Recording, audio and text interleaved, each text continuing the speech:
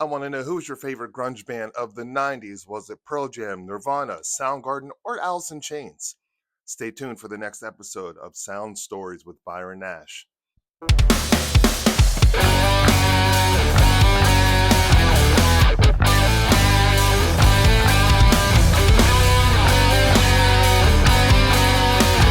Everybody, welcome back to Sound Stories with Byron Nash. I'm your host, Byron Nash. Welcome. This is episode number 6, and man, I almost didn't know how I wanted to go about this one because I'm going to be talking about one of my favorite bands of all time, Alice in Chains. Whew, where do I start? Jerry Cantrell has probably had more impact on my guitar playing than I give him credit for. A lot of times people are like, oh, who are your influences? And I'll be like, Randy Rhoads and, Stevie Ray Vaughan and Dimebag. And I'll kind of like name all the obvious heroes. And then I'll be listening to some Alice in Chains and be like, holy crap, is he a part of my DNA? And I just want to give you a little story of like how I got into Alice in Chains, what I think about them, kind of talk through the discography, and have a little fun with it. And then at the end, I'll play a little bit of Alice in Chains inspired music. So, like many of us, I found out about Alice in Chains through the radio and through Headbangers Ball. I think it was 1990 maybe. And I know that Facelift, first record, was out for a while before it really kind of took off. And Man in the Box was like wild video where they're like on the farm and the barbed wire and all that stuff. And there was something different about them. And there were a lot of bands starting to come out around that time because Headbangers was playing mostly metal and thrash and stuff. And I remember I used to have these like heavy metal parties where I'd have all my friends over. My mom was working at the airport overnight, so I'd have everybody over on a Saturday, and we're drinking beer and hanging out and we would watch Headbangers Ball for like 3 hours. And I remember Alice in Chains, something was like different about them. And it was that weird time where like thrash was like really thrash, right? And but then hard rock had this sort of, it was going through like a metamorphosis where like people started wearing vests and like kind of like blouses and stuff. It was coming off of like hair metal, but heavier stuff was more in the forefront, and it was like a really interesting time for that stuff, which was great because you could see like Megadeth, you know, you could see Fate's Warning on MTV after school. Crazy, right? So it was a really interesting time. And I was really into Death Angel. Death Angel had Act 3, which is my favorite one. I love Ultraviolence too, but Act 3 was like, whew. And they were supposed to be on the Clash of the Titans. So it was like Megadeth, Anthrax, Slayer, Death Angel. I think that's what it was supposed to be. And Death Angel had a bus accident. And because of that, they weren't able to tour. Alice in Chains was the fill-in band, not particularly thrash, not particularly metal.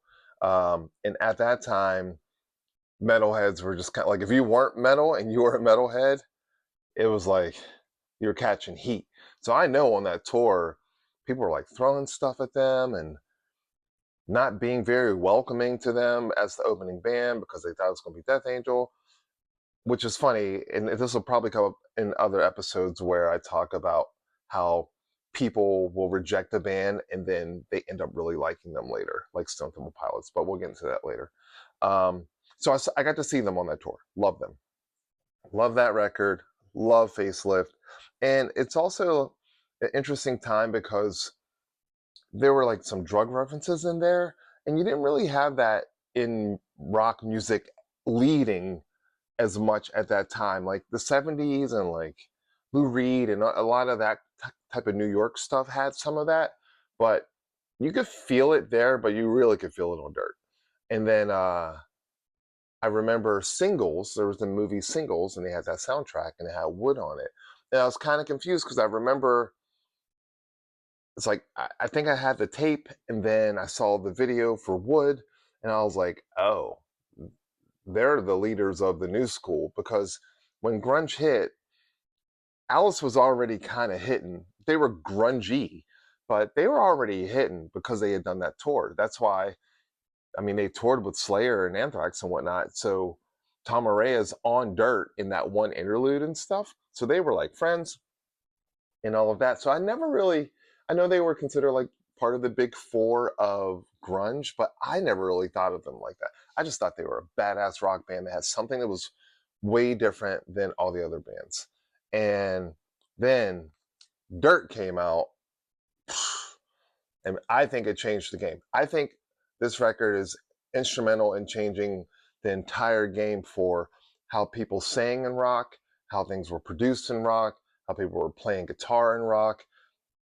They need more credit, and they get a lot of credit, but they need more credit because Layne Staley is definitely one of the top rock vocalists of all time. I'm not even going off my notes. I'm just vibing right now. So, but just to kind of get some things in order, Clash of the Titans, I saw them in 91. Awesome. Dirt came out in 92. I moved back from Baltimore, moved to Pittsburgh. Metalheads didn't accept them, blah, blah, blah, blah, blah. But then there was something really interesting about Alice in Chains that stood out. But metal was really good for this too, where, yeah, we were used to all the heavy stuff and the rocking out and all of that. But metal really introduced me to acoustic guitar playing, like really beautiful interludes. I mean, think about like how Master of Puppets and Ride the Lightning starts, just kind of dark, beautiful stuff. Think about some of the interludes for Ingve, beautiful classical like acoustic work. Um, and a lot of those bands, like Fates Warning, all of them, they just had beautiful acoustic work. And I remember when, what was it, Sap came out. I freaking love this record. And it changed how I thought about like what rock bands could or would do at that time. It was really about the song. It was really about the melodies, the harmonies. I mean, until I became a really like versed Alice in Chains fan, I had a really hard time hearing the differences in their harmonies. Like I knew Layne's voice, but man, when they would harmonize, it would just meld together, and I thought that was so impressive. Um, and it also lent itself to really good songwriting to me, because if it works on acoustic and piano, you wrote a pretty badass song. Um, so yeah, where are we at here? Facelift, effing love it. Alice in Chains, Dirt, love it. Fun fact, guys. So I got this when it first came out. I got this a few years ago because I wanted it on vinyl. I don't have all my chains on vinyl yet, but I will. And there's a very interesting thing because I feel like this record is almost like a concept record where every song's good. I never skip. I play it from top to bottom. But the song order on here is different. So Down in the Hole on the OG one, and I'm not sure like if it was a year into it, maybe 6 months, 9 months into it.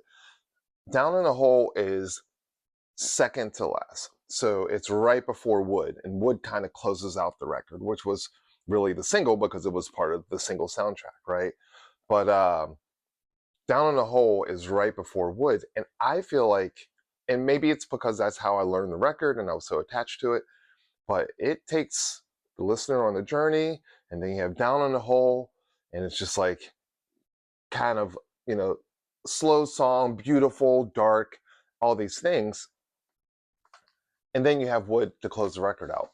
But very soon after, Down on the Hole became like the fourth song. And a lot of times I think like the slow song or the hit song would be like considered fourth. But I think it changes it a little bit. I feel like the song order with Down on the Hole being earlier in the record, for me personally, it just sits a little different. It doesn't make it like worse. It's just because it's still such a great song. But I always thought that was interesting. And there was a lot of that going on back then. There were a lot of records coming out where there would be like alternate solos. So my friends and I would be at the record store trying to find like the alternate solo and stuff like that. But I was really like grateful to have this band that I guess emotionally just tapped into the dark place that I was at that time. And they just, the way that Layne sang and just the pain in the vocals really spoke to me because I was going through it. I was a young single parent at 18. I moved back to Pittsburgh. I didn't have any friends. Um, the few that I had, maybe one or two, we were just immersed in music. But I was really lonely, is my point, and that music really soothed me. And there was also this kind of like dark sexy energy. There's an interview with Seal talking about that, regarding Alice in Chains' Dirt. The record slaps heavy as hell. Then they did the Lollapalooza thing, and I'm, fan for life. And then Jar of Flies. You guys remember when Jar of Flies came out? Again, a lot of acoustic led stuff, um, really beautiful, haunting melodies, things like that. I don't know. I can't say enough about Alice in Chains. But to switch to Jerry Cantrell, what I love about his playing is he chooses really unorthodox notes. Um, he can shred, but he doesn't have to. He is driven by the riff, and man, does he know how to like really milk the wah pedal in this like beautiful kind of painful way. And one of the things that I like to try to put into my playing, doesn't always happen like that, but if it does, it's definitely inspired by Jerry Cantrell. It's very long notes. So if you think about Dirt,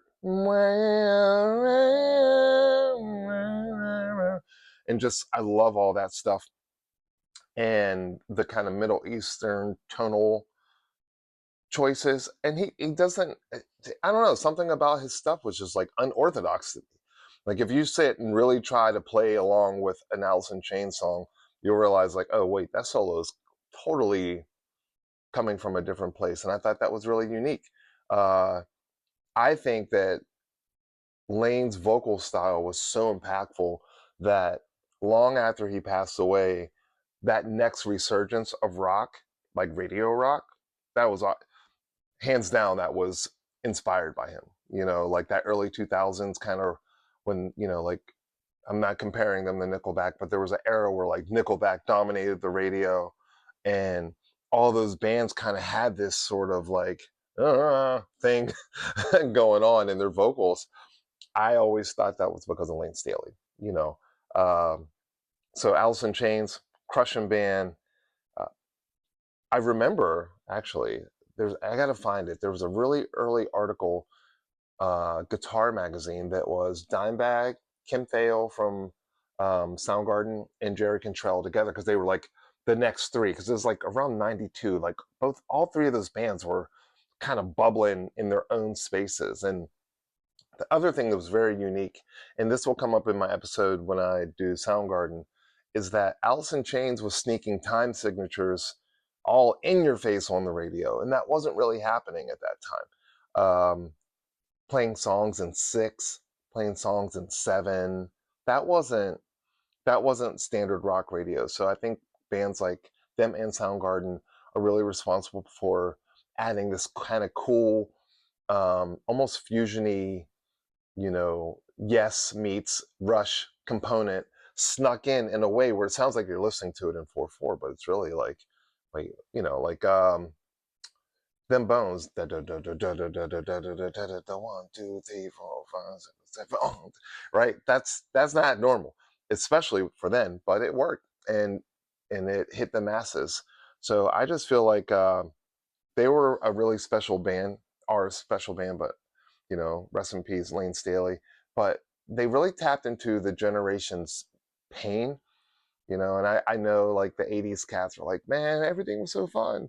But the reason why that next generation of music sounded like that, because things weren't fun for everybody in the 80s. And kids were growing up kind of in broken homes, and some of that really made its way into the music. And that's how people felt. And that's why there was such a generational shift. And I remember being right in the middle of it, like, oh, things are changing. Things are going to be really, really different. Um, I feel lucky to have seen that time, because I don't think it's weird. It's not to be nostalgic, but some of that stuff you can't. It'll never happen again. Like it won't happen the same way, because technology is different, music's different, the way we consume things is different. It was a very special time. The political climate's different. All these things were totally different, and the music always speaks to what's happening with the youth. I mean, always. Any generational shift has always been about the youth. And I think that they spoke to the people that were sick of the shit and tired of it, and wanted something different in life but didn't know how to get it. So they were expressing themselves in that way that people would say, oh, it was like depressed and blah, blah, blah. Yeah, but you know what? That also helped a lot of people get through that hard time. So I'm super grateful for Alice in Chains. I'm super grateful for you guys for watching the show. Um, the comments, the likes, the follows, the subscribes. Make sure you subscribe. All that stuff helps. You know, each episode I'm doing my best to make it a little better. As you can see, the first two episodes were all grainy. I had the camera all backwards and stuff. But each week, I spend time getting better so that I can provide something better for you guys. So um, shout out to Alice in Chains and Jerry Cantrell and Layne Staley, rest in peace. Mike Starr, rest in peace. Um, for creating what I think is some of the best rock music of the 90s. Like, they're one of my favorite bands of all time. So it's been awesome having you guys here. Stay tuned for the next episode of Sound Stories with completely, like, I've been in the rock zone, but Bjork, one of my absolute top number one inspirational artists of all time. So I'll be covering Bjork and talking about all the weird stuff with Bjork and sugar cubes and music and marketing and blah, blah, blah, blah, blah. So thank you guys. Stay tuned for a little acoustic piece. I figure it'd be a little different this time and do something acoustic versus like rocking out, because Alice in Chains made me want to learn more acoustic guitar. So thank you, Jerry Cantrell. Thank you guys. Byron Nash signing off. Peace.